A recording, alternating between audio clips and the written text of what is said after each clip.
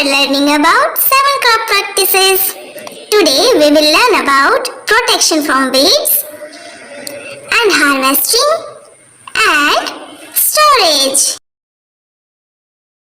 For easy learnings, like the video, subscribe the channel, share and press the bell icon button. Sometimes wild plants called weeds start growing alongside the crop. They compete with the crop for space and nutrients. If these weeds are left unchecked, crops won't grow well. That's why weeds must be checked or removed. Weeds यानी खरपतवार, और अगर खरपतवार ज़्यादा होगी तो फसल ठीक से ग्रो नहीं कर पाएगी। इसलिए वीड्स को यानी खरपतवार को निकालना, वहाँ से हटाना बहुत ज़रूरी है। खरपतवार या वीड्स वो पौधे हैं जो हमारे लिए अनचाहे हैं और अपने आप से उग जाते हैं, और हमारे फसल के पौधों से फिर वो कंपटीशन रखते हैं धूप के लिए, पानी के लिए, न्यूट्रिएंट्स के लिए। Before a crop is sown, plowing or tilling uproots the weeds and kills them. The dead weeds mix with the soil, decompose, and thus enrich it. However, when weeds appear while the crop is growing in the field, they have to be removed without destroying the crop itself. The best time to remove weeds is before they flower or produce seeds.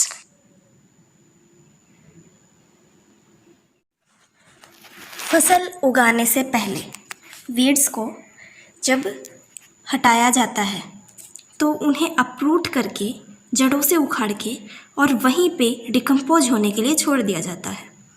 जब tractor से खेत में या हल से जब खेत में उसको चलाया जाता है तो उनको अपरूट करके और वहीं छोड़ दिया जाता है, जिससे वो ह्यूमस प्रोवाइड करते हैं, मैन्योर की तरह एक्ट करते हैं।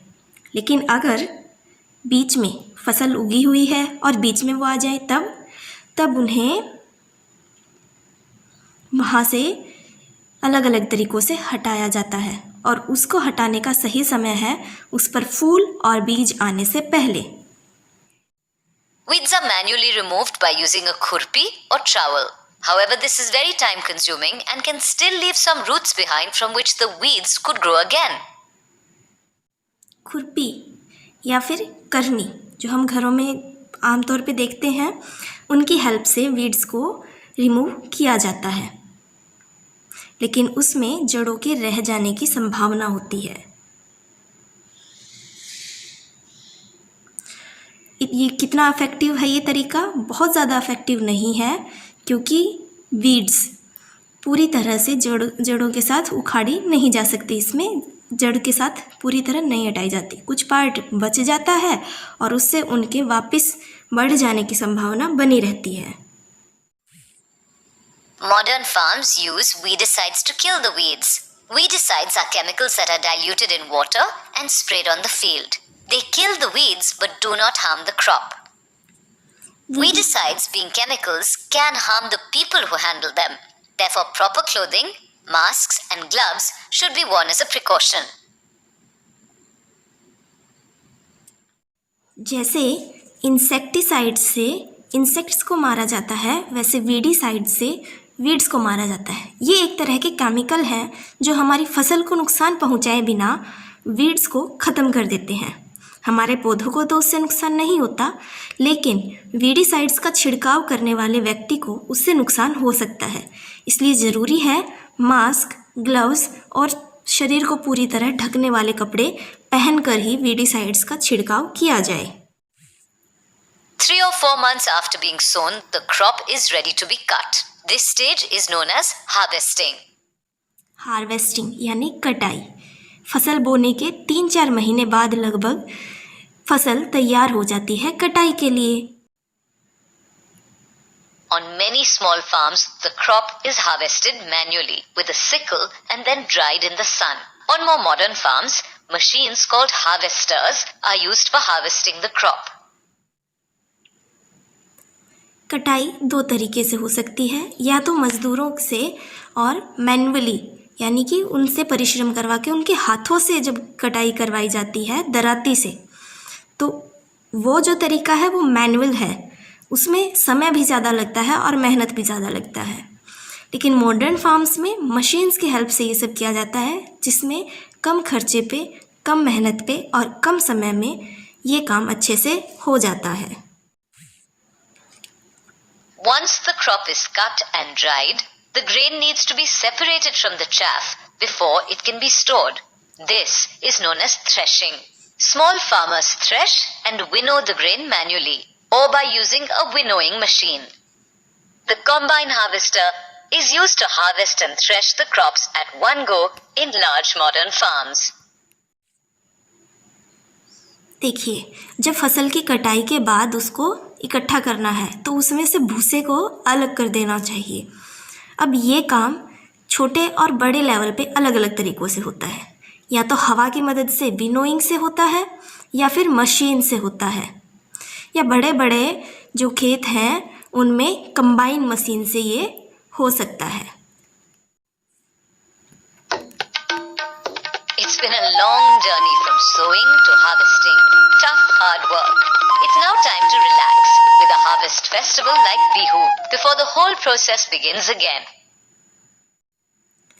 जब ये पूरी मेहनत वाला काम, जिसमें फसल के लिए मिट्टी को तैयार करना, उसको ऑर्गेनिक और केमिकल्स, मैन्योर या फर्टिलाइज़र्स उसमें ऐड करना, उनमें पानी देना, सिंचाई करना, फसल बोना, कटाई करना, ये सब मेहनत वाला काम है। तो इनके बाद कटाई के अवसर पर रिलैक्स करने के लिए एक तरह से सभी मिल के कुछ त्यौहार मनाते हैं। जैसे असम में बिहू होता है और हमारे नॉर्थ इंडिया में होली जैसे त्यौहार मनाए जाते हैं। But wait a minute, the journey's not over yet. The harvested grain has to be properly stored. अभी फसल चक्र की यात्रा अभी पूरी नहीं हुई है, क्योंकि अभी थ्रेसिंग के बाद, निकालने के बाद और उसे अलग करने के बाद उसे स्टोर करना भी ज़रूरी है। और कहीं एक जगह इकट्ठा कर देने भर से स्टोर करने का काम पूरा नहीं हो जाता, क्योंकि ऐसे में पेस्ट, इंसेक्ट्स, माइक्रोब्स उनको नुकसान पहुंचा सकते हैं। इसलिए उन्हें स्टोर करने के लिए अलग अलग तरीके अपनाए जाते हैं। The harvested threshed seeds or grain have moisture within, making them vulnerable to microbes. That's why they need to be dried properly before they are stored. But moisture in the air or surroundings can still spoil the stored grain, and microorganisms can make it lose its germinating capacity. Pests like mice and rats can eat it. For all these reasons, grain needs to be stored properly. Thresh किए हुए grain को store करने से पहले उसमें जो moisture content है उसको कम करना होगा, उसे सुखाना होगा, जिससे उस मॉइस्चर में इंसेक्ट्स, माइक्रोब्स जन्म ना ले लें, वो ना पनपने लग जाएं। और इसके अलावा पेस्ट भी उन्हें नुकसान ना पहुंचाए, इसका भी पूरा ध्यान रखना ही होगा। तो जो मॉइस्चर हवा में है या उसके सराउंडिंग में है, तो ऐसे में भी माइक्रो ऑर्गेनिजम्स और पेस्ट्स के लिए वो ईज़िली वल्नरेबल है। इससे वो पूरी तरह ख़राब हो सकते हैं या फिर उनकी न्यूट्रिशन लेवल उनका कम हो सकता है और उनकी जर्मिनेशन पावर, यानी कि दोबारा अगर उनसे पौधा उगाया जाए तो वो सही से ना उग पाएँ। ये सभी अफेक्ट्स हो सकते हैं। Harvested grain is dried in the sun to reduce the moisture. It is then stored in sacks and transported to the market or to large storage facilities called silos or granaries.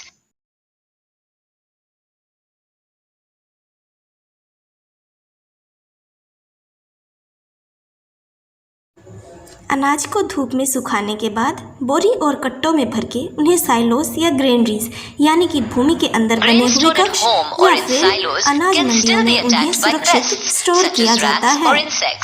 People use dried neem leaves to line the bins and boxes in which they store the grain at home. Silos or granaries are treated with chemicals to protect the grain stored in them from pests and microbes. Store करने के बाद भी pests का attack हो सकता है, यानी कि चूहे या कुछ अन्य जीव जंतु उस पर अटैक कर सकते हैं। इसके लिए कभी कुछ किसान नीम की पत्तियों का यूज करते हैं घरों में स्टोर करने के लिए, या फिर बोरे और जो अनाज मंडियां हैं वहाँ पे केमिकल्स का यूज़ करके, पेस्टिसाइड्स का यूज़ करके भी उन्हें प्रिजर्व करके स्टोर किया जाता है।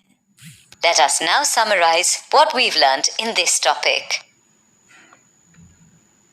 हमने पढ़ा protection, harvesting and storage. Protection weeds और इंसेक्ट से, वीडिसाइड्स और इंसेक्टिसाइड्स की मदद से। उसके बाद आती है हार्वेस्टिंग, कटाई, मैनुअल या मशीन से। उसके बाद होता है स्टोरेज। उसके लिए पहले उसके मॉइस्चर कंटेंट कम करनी होगी और बाद में भी उसको सुरक्षित स्टोर करना होगा। आइए देखते हैं।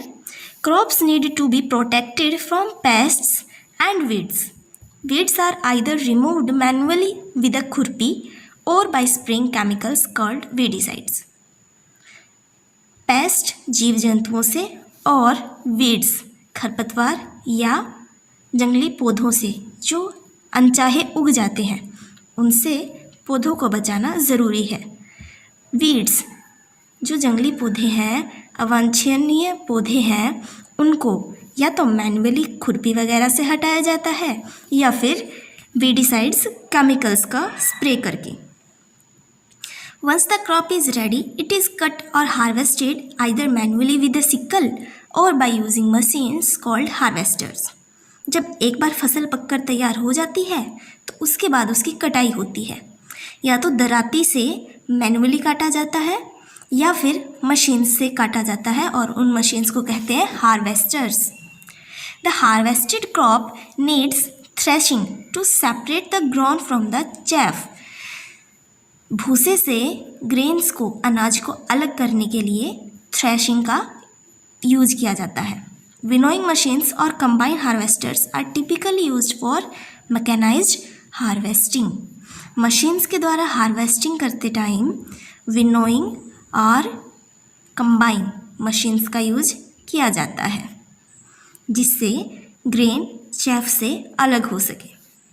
The harvested crops need to be dried and then stored properly to prevent damage by moisture, microbes और pests.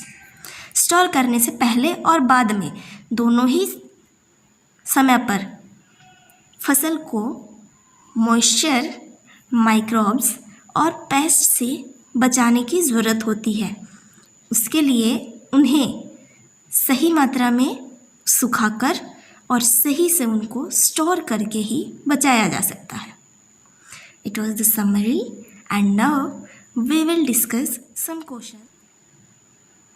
First question, farmers with small holdings of land do the separation of grain and chaff by winnowing, threshing या weeding?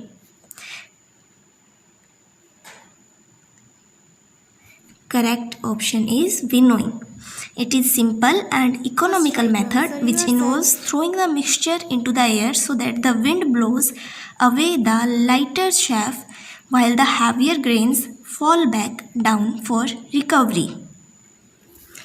Winnowing को आप इस तरीके से समझ सकते हैं। यहाँ से ग्रेन्स को गिराया जाएगा। अगर हवा इस साइड से चल रही है तो गिरने वाले अनाज में से हल्का भूसा जो होगा वो यहाँ से हटके और इससे थोड़ा दूर गिरेगा या फिर बहुत दूर तक उड़ जाएगा। तो यहाँ आप पता कर सकते हैं कि भूसे की अलग ढेरी बन जाती है और अनाज की यहाँ पर अलग ढेरी बन जाती है। ये तरीका कहलाता है विनोइंग, क्योंकि इसमें विंड, बहती हुई हवा का प्रयोग किया गया है। इसमें जो सबसे मुख्य इसका प्रिंसिपल है वो ये है कि सैफ या भूसा अनाज से हल्का होता है, इसलिए हवा उसे दूर तक उड़ाकर ले जाती है, जबकि अनाज को वो दूर तक नहीं उड़ा पाती और वो पास में ही इकट्ठा हो जाता है। I hope you enjoyed the video.